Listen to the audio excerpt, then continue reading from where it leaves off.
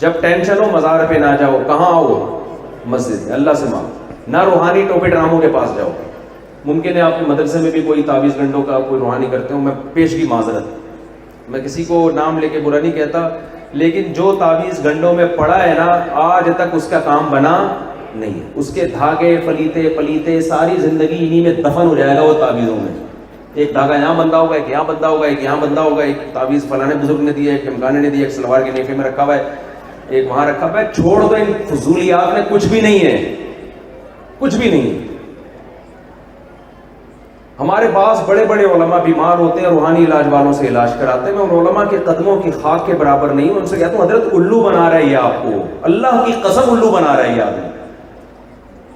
اب تو بات پرانی ہو گئی, نام لینے میں حرج نہیں. حضرت مولانا یوسف بیانوی شہید رحمۃ اللہ علیہ کو فالج ہوا تھا. اب عمر کا تقاضا تھا فالج ہونا, پھر کام اتنا کرتے تھے, ہم ان کی خدمت میں ملنے جاتے تھے, تو جب بھی جاتے مطالعہ کر رہے ہوتے, تصنیف کر رہے ہوتے, اتنا برڈن ان کا کام کے اوپر. فالج تو ہونا تھا بھائی, ایج بھی تھی اور کام کا برڈن اتنا ہے, لیکن مشہور کر دیا قادیانیوں نے جادو کیا ہے. حضرت پہ اتنا دباؤ ڈالا, جادو کیا ہے, وہ انہوں نے علاج شروع کر دیا کسی ٹوپی ڈرامے سے. وہ جادو اتارے گا, الو کا پٹھا ان کا, حضرت کا علاج کرے گا. اس ٹوپی ڈرامے سے میں ملا ہوں. مجھے یہ عاملوں کا نام ٹوپی ڈرامہ ہی نکلتا ہے منہ سے, ادب سے نام میری مجبوری ہے, میرے نکلتا ہی ان کمبختوں کا نام. میں اس کمبخت سے جا کے ملا, تو جب میں نے اس سے بات چیت کی, میں نے کہا تو اس کو اپنی سیٹنگ آؤٹ ہے, اس کو تو خود علاج کی ضرورت ہے, اس کو پتہ ہی نہیں چل رہا میں بول کیا رہا ہوں. وہ ایک آدمی نا بیچارہ کے آنکھوں میں اعتراض تھا, بہنگا پن تھا.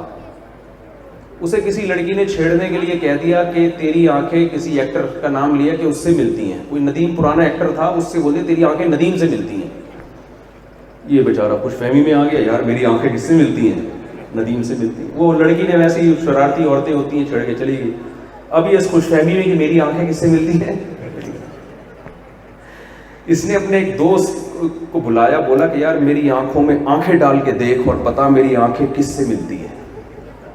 اس نے بہت غور کیا اور کہا یہ تو آپس میں نہیں ملتی, یہ آنکھیں آپس میں ندیم سے کہاں ملیں گے. تو یہ جو روحانی علاج والے علماء کا جادو کا اور جن چڑیل کا علاج کر رہے ہوتے ہیں, ان کی خود اپنی سیٹنگ کیا ہوتی ہے, آؤٹ. ان کو موکل اور ہمزاد اور ٹوپی ڈرامے, جن کا اس کائنات میں سرے سے کوئی وجود ہے ہی نہیں, وہ ان کو نظر آ رہے ہوتے ہیں اپنے دماغی فالٹ کی وجہ سے. میرے اپنے رشتے دار یہ کام کرتے ہیں, میں ان کو ڈرامے باز کہتا ہوں.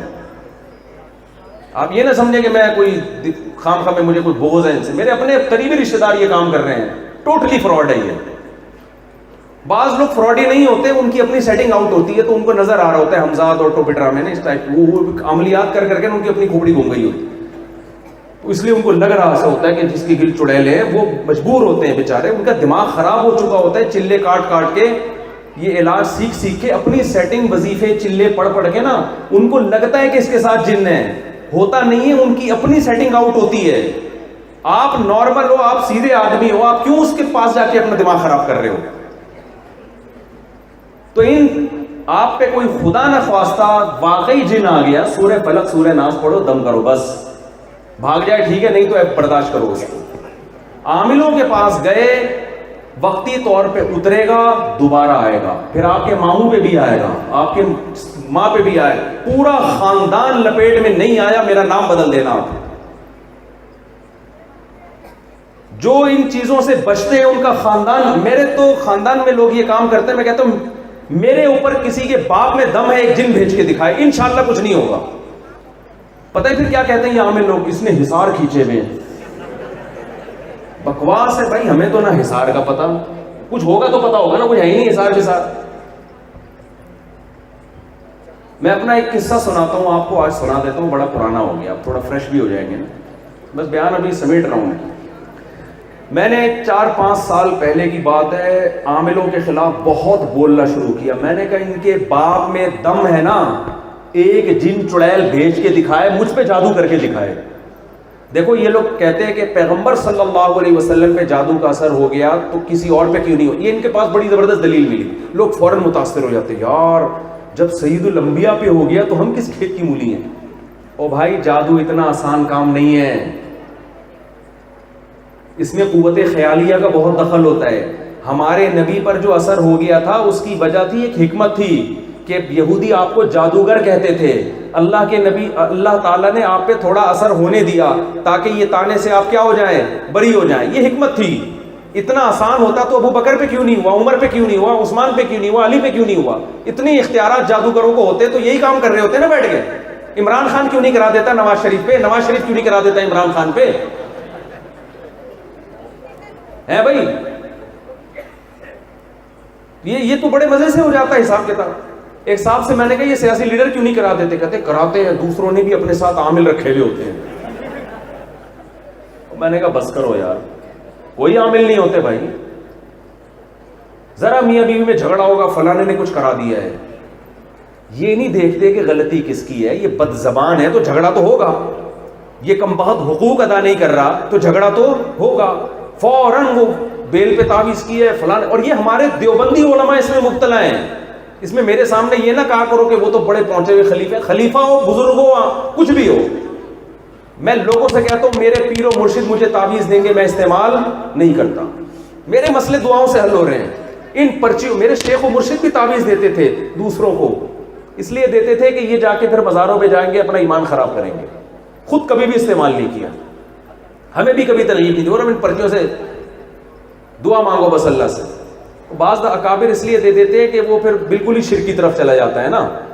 وہ مزاروں پہ جائے گا، ایک آدمی کی کھوپڑی میں بات نہیں آ رہی تو اس کو یا اللہ مدد لکھ کے پرچی دے دی، چل بھائی تو کر لے.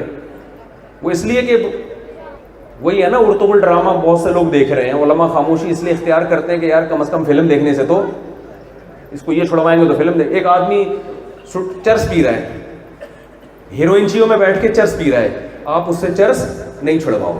آپ کو پتا ہے چرس چھڑوا دی تو کس پہ آ جائے گا؟ ہیروئن. لیکن کوئی حرم میں سے ہاں سارے زمزم پی رہے ہیں، وہاں چرس پیے گا تو چترول لیں گے. ابے سب زمزم کا ماحول ہے، تو چرس پی رہا ہے بڑی، وہاں تو چائے بھی بری لگتی ہے. تو بعض ہمارے اکابر نے پرچی لکھ کے دے دی یا اللہ مدد کی، اس لیے کہ اس کم بخت کا پتہ تھا یہ اس کو نہیں دیں گے، اس کے دماغ میں یہی گھسی ہوئی ہے پرچی، یہ کہاں جائے گا؟ یہ قبروں میں جائے گا، بالکل ہی شرک کر لے گا. لیکن آپ کو میں گزارش کر رہا ہوں کہ اللہ کا واسطہ ان چیزوں میں نہ پڑو. دیکھو زکریا علیہ السلام کے آخر وقت تک اولاد نہیں ہوئی، کوئی تعویذ استعمال نہیں کیا، ساری زندگی دعائیں مانگتے رہے ہیں. ذکر رحمت ربک عبدہ زکریا اذ نادى ربہ نداء خفیا قال رب انی وہن العظم منی واشتعل الرأس شیبا ولم اکن بدعائک رب شقیا. اے اللہ میں بوڑھا ہو گیا، میرے سر کے بال سفید، میری بیوی بوڑھی بھی بانجھ بھی، مگر تیری رحمت سے مایوس نہیں ہوں، مجھے اولاد دے دے. اللہ نے دے دی اولاد. کہیں گئے کسی روحانی ٹوپی ڈرامے کے پاس یا کہیں تعویذ لا کے پرچی رکھی ہو؟ کچھ بھی نہیں. اللہ سے مانگتے رہے ساری زندگی. یونس علیہ السلام مچھلی کے پیٹ میں گئے ہیں، دعا مانگی لا الہ الا انت سبحانک انی کنت من الظالمین. اللہ میں غلطی پر ہوں، میری غلطی ہے، میں معافی چاہتا ہوں، تو ہر عیب سے پاک ہے. یہ دعا تھی، اللہ نے مچھلی کے پیٹ سے نکال دیا. ہمارے ہاں کوئی ٹینشن ہوگی نا، سب سے پہلے کسی نے کچھ کر دیا. صبح و شام یہی مسئلے ہیں. یوسف علیہ السلام پر کتنی مصیبتیں آئیں. بچپن میں کنویں میں ڈالا گیا، پھر کنویں سے نکلے تو بازار میں فروخت ہو گئے، بازار میں فروخت ہوئے تو بادشاہ کے محل میں معاذ اللہ ملازم بن کے رہے، پھر ساری زندگی عفت اور پاک دامنی سے رہے، بادشاہ کی بیوی پہ کبھی بری نظر نہیں اٹھائی. لیکن الزام کس پہ لگ گیا؟ خود یوسف علیہ السلام پہ لگ گیا. غلط الزام کی بیس پہ جیل میں چلے گئے. مصیبتیں آ رہی ہیں کہ نہیں آ رہی؟ جیل میں گئے، ایک اچھا خواب کی تعبیر سنائی، امید ہوئی اب رہائی ہو جائے گی. جس کمبخت کو بولا کہ تو مجھے یہاں سے نکلوا دے، وہ بادشاہ کے سامنے تذکرہ کرنا بھول گیا. ایک اور بڑی مصیبت، دسیوں مصیبتیں. ادھر یعقوب علیہ السلام پر بھی مصیبتیں. بیٹا گیا، ساری زندگی روتے رہے، بجائے اس بیٹے کا عطا پتہ چلتا دوسرا بیٹا بھی گیا. ہم کہتے ہیں یار یقیناً کسی نے کچھ کیا ہے. لوگ آتے ہیں نا، یار مفتی صاحب کاروبار ہی نہیں چل کے دے رہا، ابھی کاروبار میرا ابھی اٹھا ہی تھا کہ میری والدہ کا انتقال ہو گیا، پھر جناب میری شادی ہو گئی. یعنی یہ بھی ایک ٹینشن والا کام بن گیا. ابھی میرے ہنسنے کے دن آئے تھے، میری کیا ہو گئی؟ شادی ہو. شروع میں تو یہ سوچ کے کر رہا ہوتا ہے خوشی کی بات ہے نا، بعد میں کہہ رہا تھا یار یہ بھی ایک کسی نے کچھ کر دیا ہے. ہم پہ کچھ مصیبتیں نہیں آتی جو پیغمبروں پہ آئی ہیں. ایک دفعہ بھی تو یوسف علیہ السلام نے یہ نہیں کہا کہ لگتا ہے کسی نے کچھ کر دیا. کچھ بھی نہیں, دعائیں مانگ رہے ہیں اللہ سے. یعقوب علیہ السلام بھی جب پریشانیوں پہ پریشانیاں, کیا کہتے ہیں, انما اشکو بثی وحزنی الی اللہ, میں اپنا غم کس سے بیان کرتا ہوں, اللہ سے. وَأَعْلَمُ مِنَ اللَّهِ مَا لَا تَعْلَمُونَ, اسی میں خیر ہوگی. پھر جب یوسف علیہ السلام اپنے والد سے ملتے ہیں کئی سالوں کے بعد, پریشانیوں کے بعد, اب جب پریشانیاں ختم ہونے کا وقت آیا ہے تو کہیں بھی پریشانی کا تذکرہ نہیں کر رہے, پریشانی سے نکلنے کا تذکرہ کر رہے ہیں. اذ اخرج بی من السجن, کنویں میں جانے کا تذکرہ نہیں ہے.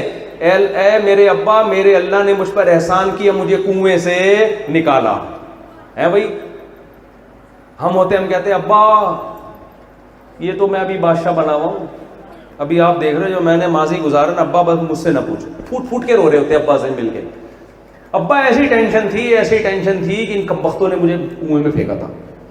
اور یہ ساری یہ تعویذ گنڈے والے ہیں, یہ سارے کون ہیں, تعویذ گنڈے والے. اور وہ یہاں پہ آئی تھی نا اس دن ہمارے محلے میں, وہ ہمارے بھائیوں کی جیب میں تعویذ رکھ کے گئی تھی, ان کی وجہ سے یہ بھائیوں نے میرے ساتھ کیا جو کچھ کیا. پیغمبروں کی سیرت دیکھو, قرآن کی سیرت دیکھو. قرآن کہتا ہے ہر پیغمبر نے مصیبت میں اللہ سے دعا مانگی. دعا کا تبلیغ والے کہتے ہیں 2 رکعت پڑھ کے کیا کرو, دعا مانگو. اس کا اپنا نور ہے.